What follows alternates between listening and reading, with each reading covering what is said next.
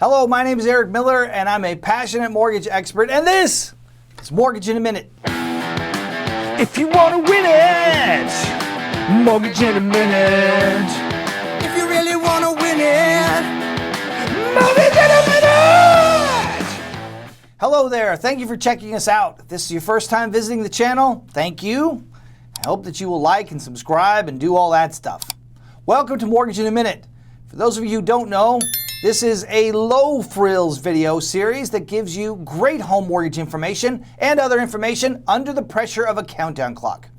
Since buying a home is one of the biggest purchases you'll ever make, this is obviously important stuff. So, if you're looking for the kind of detailed mortgage and real estate information that can perform a financial Heimlich maneuver and literally save your life savings from a bad deal or situation, or even save your cat from a tall tree, that's possible too. If you're looking for that kind of, oh my goodness, mortgage information, but you've only got around a minute of time available, you've come to the right place and you're watching the right video.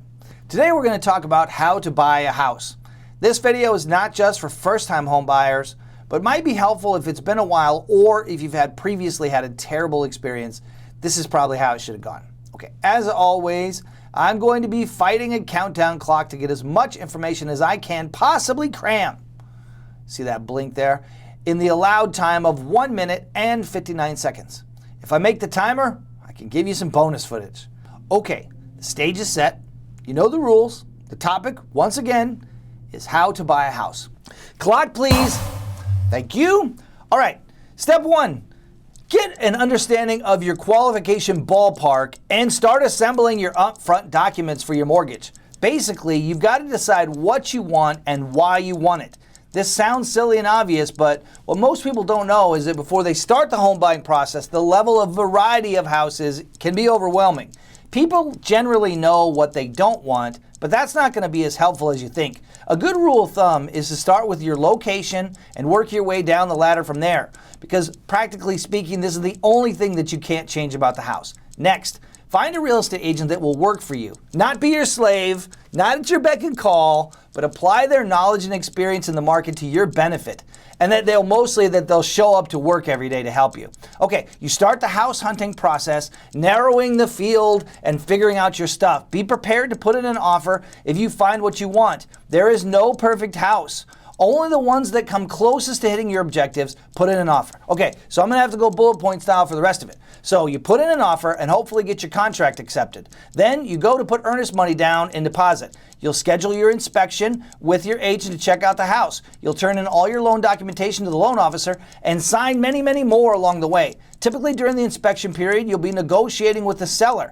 When those details are ironed out, you'll order an appraisal. Then you'll check back in with the loan officer to continue to provide documentation depending on your situation. Okay, once the appraisal is completed, it can go one of three ways: at value, above value, or below value. If I beat the countdown clock, I'll go into this section more for bonus time. Next, let's say the appraisal comes in okay. Then you finish your loan process until you get a clear to close or a CTC. Your signing appointment will be set at this point, and you'll need to know how much you have to come in with. You'll want to start to make arrangements with your bank to get that money into title. Once your documentations are signed, the deed will be recorded with the county, and then you can get your keys. Boom! Are you ready for the bonus stuff? Turn this off. Okay, we should change the name in this to Erik Rocks It For You. Anyway, okay, all right. So let's go into the bonus footage. Back to the appraisal stuff for a minute. The value will either come in at the exact amount that you've offered, or it'll come in below or above. Duh. Okay, we talked about the on value, so let's take the bonus time to talk about the above or below value. First, the above value. For example, let's say that your purchase price is $400,000, but the appraised value is $425,000.